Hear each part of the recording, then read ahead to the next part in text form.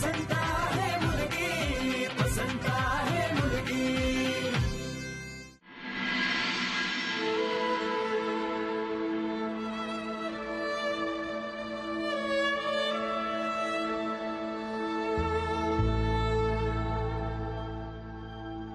येऊ का?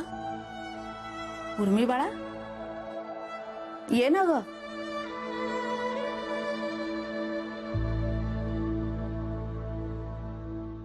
कशा आहात आता माई? बरं आहे आता.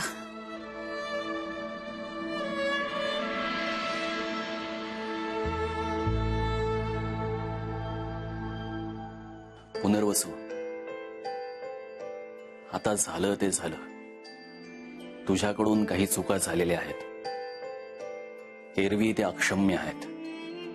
पण आता माईंची तब्येत बघता आपण सगळ्यांनीच 2 पावलं मागे येणं गरजेचं आहे असं मी दादांना सुचवलंय. तुमचं दोघांचं एकमेकांवरती प्रेम जुळलं हे तू आम्हाला सांगितलं नाहीस. अगदी ऐन साखरपुड्याच्या दिवशीच तुम्ही 2 जण लग्न करून आलात. लग्नानंतरही उर्मीबद्दल तू आम्हाला काहीही सांगितलं नाहीस. तसा कधी प्रसंगच आला नाही. म्हणजे माझ्या नावानं आंघोळच केली असल्यामुळे माझी बायको कोण, कुठली, काय करते हे कोणाला जाणून घ्यायचं असेल असं मला वाटलं नाही. रामचंद्र, तुमच्या आईने कोणाच्याही नावाने आंघोळ केलेली नव्हती. मग त्यांना का सांगण्यात आलं नाही? ते यांच्याशीच नव्हे तर या मुलीशी देखील आईच्या मायाने वागत होत्या. तरी देखील त्यांच्यापासून वस्तुस्थिती लपवण्यात का आली? आणि मुळात या घराचे काही नियम आहेत, या गावचे काही नियम आहेत. ते गावात राहणाऱ्या प्रत्येकाला लागू होतात. याची मला वाटतं आयुष्याची किमान 20 वर्ष या गावात काढलेल्यांना माहिती असायला हवी. पुनर्वसू, तुझ्याकडनं चुका झालेल्या आहेत. ते प्रांजळपणे कबूल करायला काहीच हरकत नाही आहे.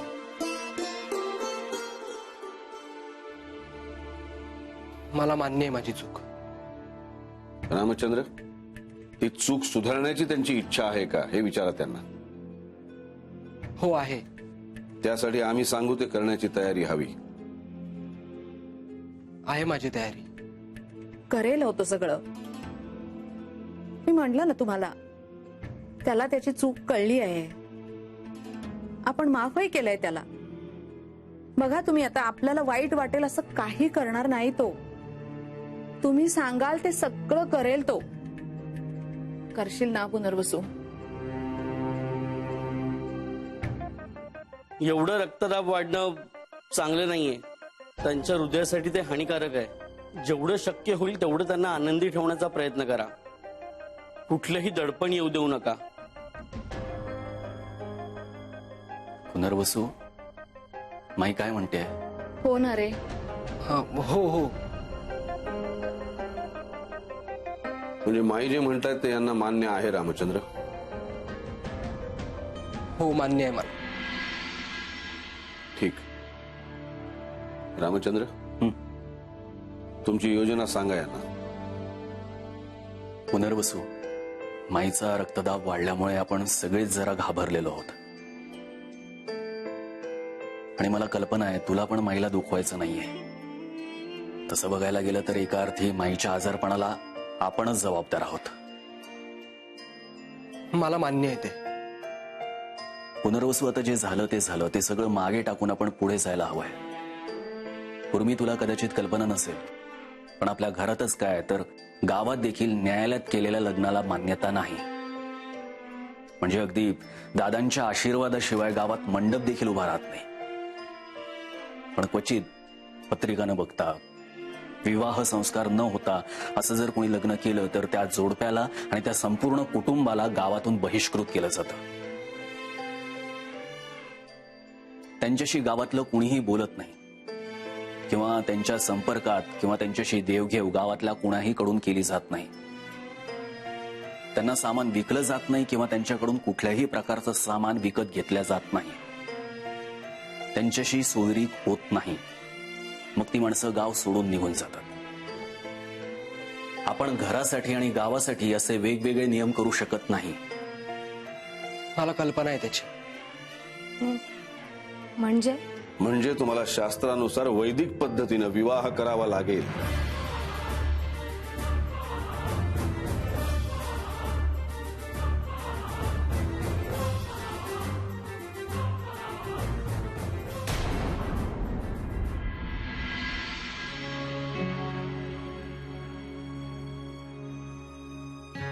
नंदे, लाडू संपले ग.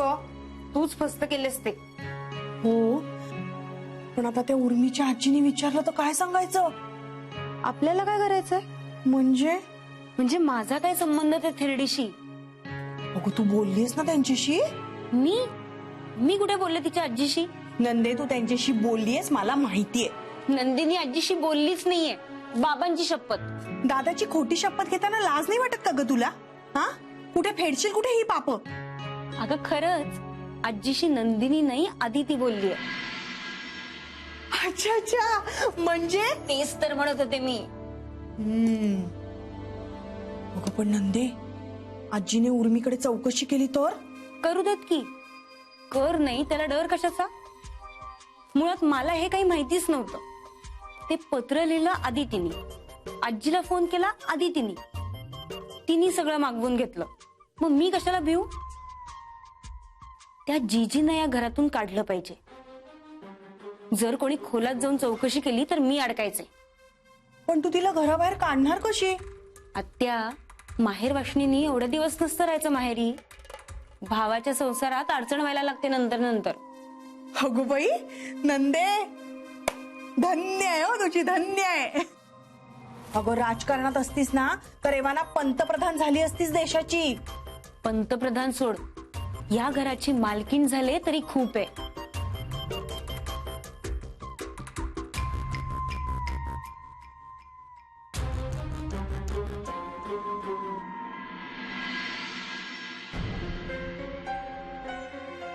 काय करावं? एवढी चिठ्ठी पाठवली, लाडू पाठवले, पण उर्मीकडून काहीच उत्तर नाही. करावा का तिला फोन? असं करत नाही उर्मी. इकडे विद्याधरला थोपवणं मला दिवसेंदिवस अशक्यच होतंय. त्यात आता या विद्याधरच्या बाबतीत या परमानंद स्वामींचं काहीतरी भलतंच उद्भवलंय. काय करू? बोलूच का उर्मीशी? निदान लाडू आणि पत्र मिळालं का एवढं तरी विचारायलाच हवं. अदितीकडूनच चुकून हरवलं बिरवलं असेल तर? आज बोलावंच बाई तिच्याशी. कर्मकांडांपासून जरा लांबच राहा. हे बघ, माझा प्रॉब्लेम काय झाला माहितीये? म्हणजे मी सतत या मठवाल्यांच्या विरोधात कारवाई करत असतो, लिहित असतो, आणि माझी मुलगीच कुठल्या तरी मठवाल्याकडे गेलेली आहे म्हटल्यानंतर या लोकांना बोलायला चान्स मिळतो ना. मी त्यांना ठणकावून सांगतो माझी मुलगी तिकडे जाऊन कर्मकांड वगैरे काही करत नाही म्हणून. माईला बरं वाटावं म्हणून काहीही करण्याची तयारी आहे माझी. माईपेक्षा जास्त महत्वाचं मला काहीही नाहीये.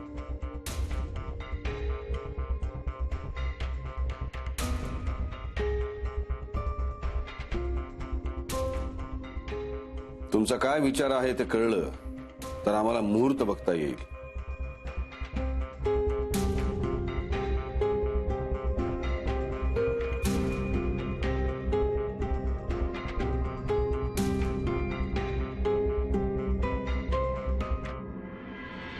माझ्या मुलीवर कर्मकांडांची कुठलीही सक्ती केली जाणार नाही.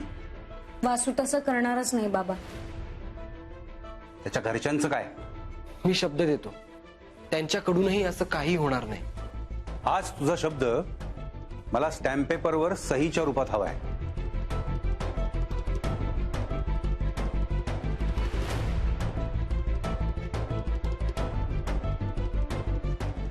पुनर्वसू, उर्मी, तुम्हाला चालणार आहे ना?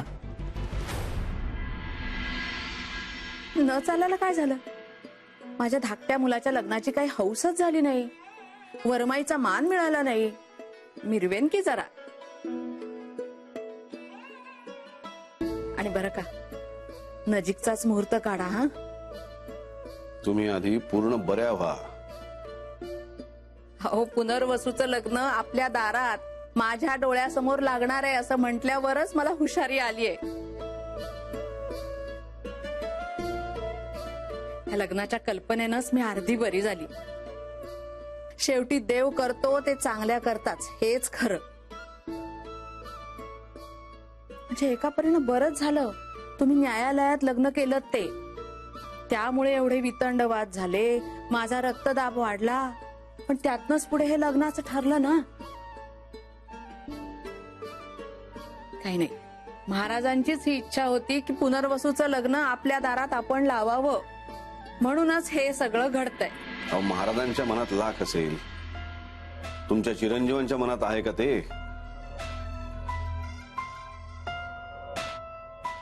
नसायला काय झालं?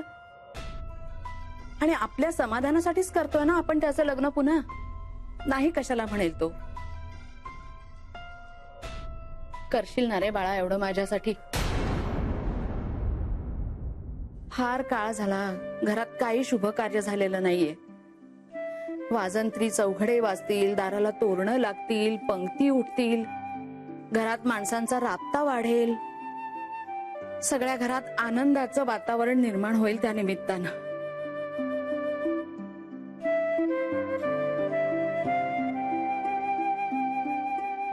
पुनर्वसू,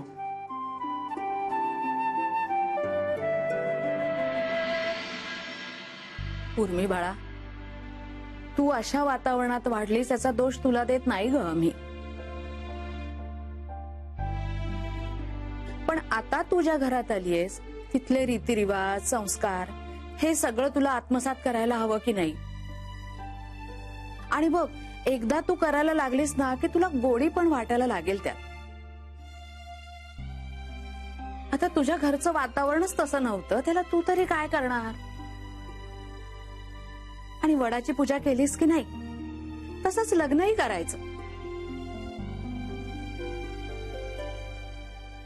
तुमच्या पद्धतीने तुम्ही केलं, आता आमच्या समाधानासाठी म्हणून का होईना पण करून टाका. म्हणजे गावात कोणी बोट दाखवायला नको आपल्याकडे, नाही का हो? आणि हे म्हणतात तसं संस्कार. माई, काय होतंय? काय होतंय माई? नाही काही नाही रे, जरा फिरल्यासारखं झालं. बाकी काढा काही घेतलायत का? नाही. हो, सकाळीच दिला हो कुमुदनं. वैद्य बुवांना बोलवायचं का? नाही हो, एवढं काही नाही. जरा धाप लागलीये, खूप बोलले ना एकदम. बाकी काही नाही.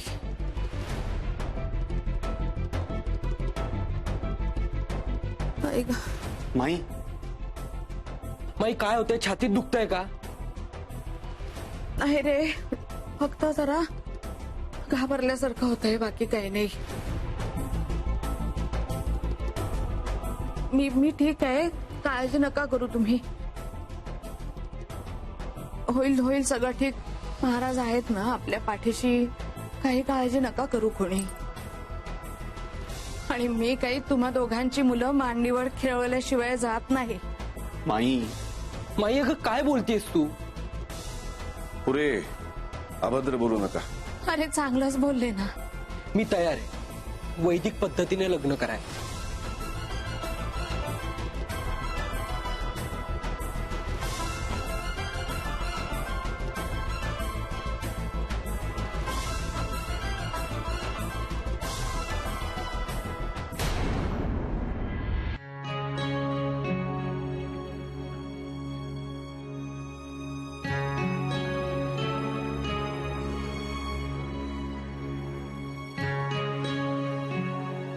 चहा घेणार का? नकोय, चांगला करते मी. झालाय माझा. मी चिडायला पाहिजे तुमच्यावर. तुम्ही फसवणूक केलीत माझी.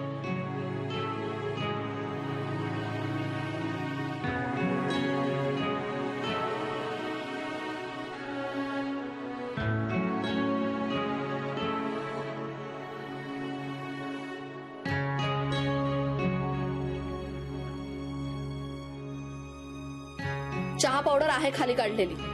पुन्हा कुठे फोन ठेवून रेकॉर्डिंग नाही ना करत आहात, बघती येते. मला काही वेडी समजलीस का ग?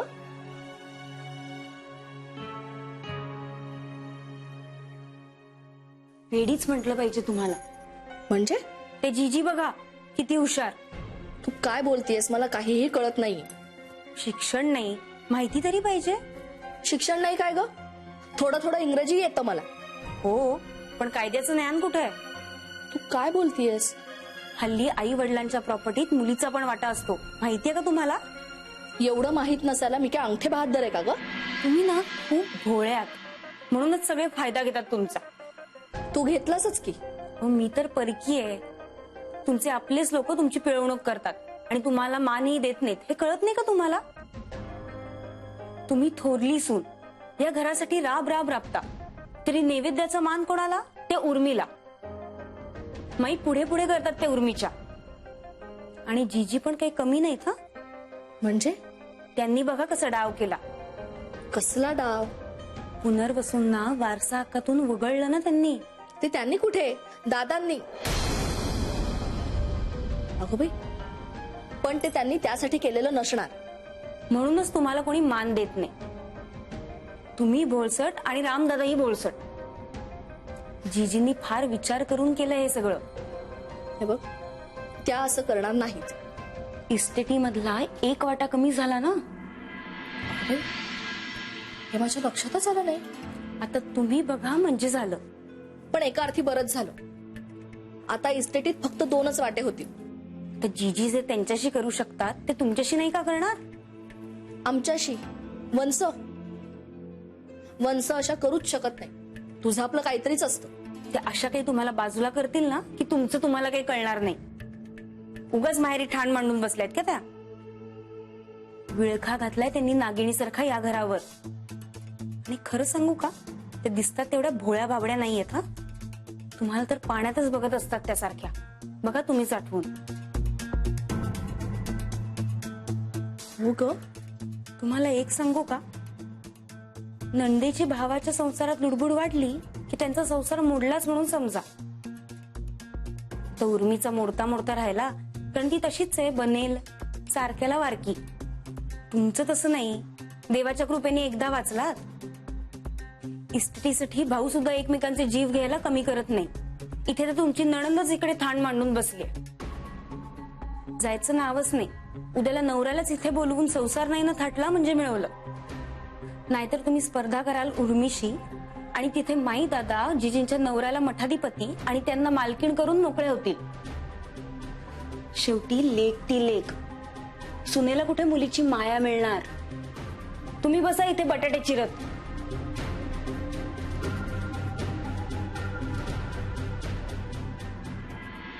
उर्मी, ये बाळा. अगं ये माझ्या जवळ बैस. ये. बरं झालं बाई, तर माझा जीव अगदी टांगणेलाच लागला होता. हो, घर सोडता येत नाही आणि तुम्हाला तोडता येत नाही अशी अवस्था झाली होती माझी. पण आता जे होतंय ते चांगल्या करताच. रामचंद्र, अजून ह्यांच्या तोंडून होकार ऐकलेला नाहीये मी.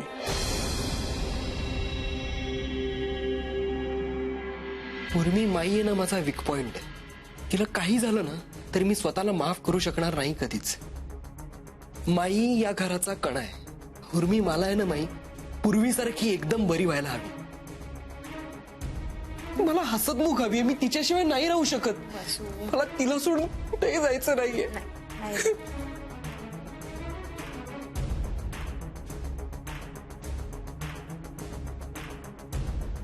उर्मी, तुला मान्य आहे ना? हा, सांग बाळा तुझ्या तोंडानं. हो म्हणावं.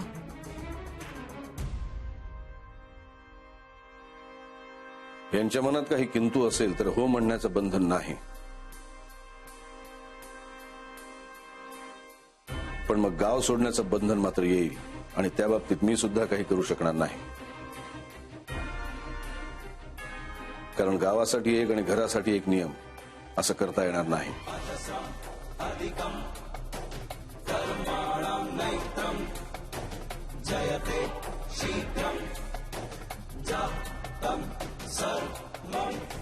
कर्मकांडांपासून तू जरा लांबच राहा बरं का. हा म्हणजे तो मठ त्या पूजा अर्चा याच्या आसपास सुद्धा फिरकू नकोस. नाहीतर लोक माहितीये म्हणजे सुतावरून स्वर्ग गाठून मी कसा फ्रॉड आहे हे सिद्ध करायला मागे पुढे बघणार नाही. आणि बरं का, ते तुझा माग काढत तुझ्या इथे पण येतील, तर त्यांच्या हाती काही लागू देऊ नकोस.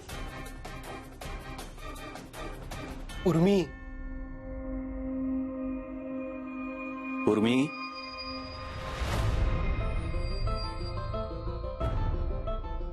उर्मी बाळा, कसला विचार करतेस?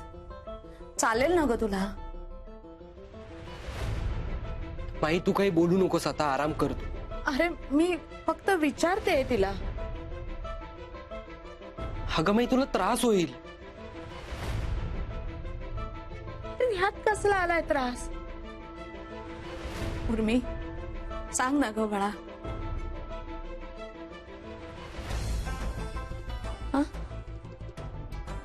हो, काय हो? मला चालेल. मला नीट स्वच्छ शब्दात उत्तर मिळालं तर बरं होईल. मला नंतर हे ऐकून घ्यायचं नाहीये की खरं तर मला असं म्हणायचंच नव्हतं. मला पुन्हा एकदा लग्न चालेल. पुन्हा एकदा नाही,